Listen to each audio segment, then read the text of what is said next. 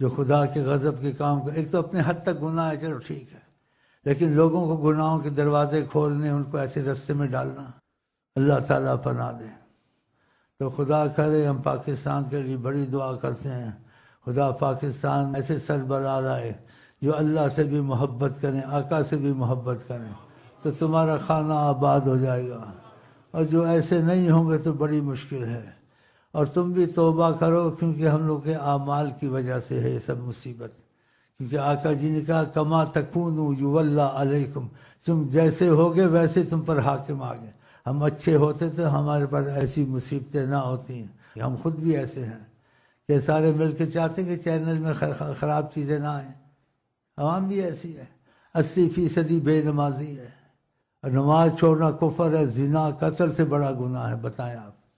تو خدا کرے عوام کو بھی توبہ نصیب ہو، آقا جی کی محبت نصیب ہو، کہ ان کی تربیت ان کی مرضی پہ آ جائیں، تو تمہارے مرضی کے حاکم مرضی سے بھی تمہارے تصور سے بعض ایسے حاکم آئیں گے تم کو عیشی کراتے رہیں گے انشاءاللہ۔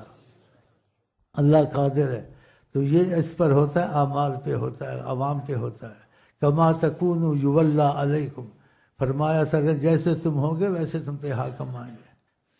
تو اللہ ان مصیبتوں سے نکالے، بڑی مصیبت ہے۔ دیکھتا ہوں یہ آقا کی طرفدار کون ہے اور آقا کے خلاف کون ہے، اور یہ کرتے کیا ہیں۔ پھر کی حالت دیکھتا ہوں کہ سیکنڈ میں مسئلہ حل ہو جائے، خدا کی قسم۔ اگر یہ مدینے چلا جائے، آقا سے معافی مانگ لینا، اماندہ کے بعد آپ کے تابع ہوتے ہیں، حیات النبی ہیں، میں نے ٹھوس کتابوں سے آپ کو حوالے دیے ہیں، تو جاؤ آقا سے عرض کرو، نہیں جاتے، سارا پاکستان سیکنڈ میں ٹھیک ہو جائے گا اگر انہوں نے نظر کرم ایک دفعہ کر دی۔ دعا تو چھوڑو، دعا تو بڑی چیز ہے، صرف رحمت کی نظر ایسے اٹھا دی نا، سب کچھ ادھر ہی باہر۔ تو خدا ان کو توفیق دے، ان کو ہدایت دے، ہمارے حاکموں کو۔ تو خدا کے حکموں کو چھوڑنا، اس پہ نہ چلنا، اس سے یہ بدحالی، یہ مہنگائی، یہ چیز آتی ہے۔ یہ جو چل رہی ہے نا، خدا کا پتہ کون چلا رہا ہے؟ حضرت محمد مصطفیٰ، کہ امت کے والی ہیں قیامت تک، ساری امت پہ نظر ہے۔ اور بعض صالحین پہ کرم ہے، کہیں عذاب آتا ہے تو خود بھی وہ کر سکتے ہیں، اس کو موقع دیتے ہیں، کہتے ہیں یہاں عذاب آنے والا ہے، اور ساتھ کیا فرماتے ہیں؟ نحوست اعمال سے اس آدمی کو یا شیخ کو کچھ پڑھ دو ان کے لیے۔ امت کے نگہبان ہیں ساری امت کی، تمہاری گاڑی ادھر سے چل رہی ہے۔ فرماتے ہیں سوموار اتوار کو تمہارے اعمال پیش ہوتے ہیں، نبی کریم فرماتے ہیں اچھے اعمال دیتا ہوں تو خوش ہوتا ہوں، تمہارے گناہ دیکھتا ہوں تو تمہارے لیے استغفار پڑھتا ہوں کہ خدا تم کو معافی دے، عذاب نہ دے۔ تو ہماری تمہاری گاڑی ادھر سے چل رہی ہے، اعمال پیش ہوتے ہیں، ساری چیز ان کے سامنے ہے، ادھر سے ان سے نہیں چل رہی ہے، یہ ان کا نام ہے، ایسے کچھ بھی نہیں کر سکتے۔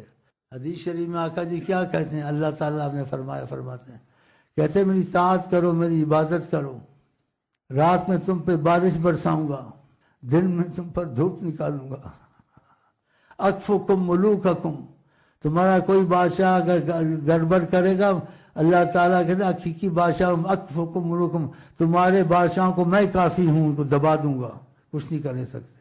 دیکھا، اکفکم ملوککم، یہ حدیثیں غلط ہیں، صحیح ہیں، نہیں ماننی ہے قرآن عزیز۔ آقا جی کا آدمی ہو جائے نا، خدا کی قسم ساری آپ کا بوجھ وہ اٹھا لیں گے، دنیا کا، آخرت کا، ہر چیز کا۔ اگر بن جاؤ آپ ان کے، تو خدا کے آقا جی کے بن جائیں، سارے خوف ختم۔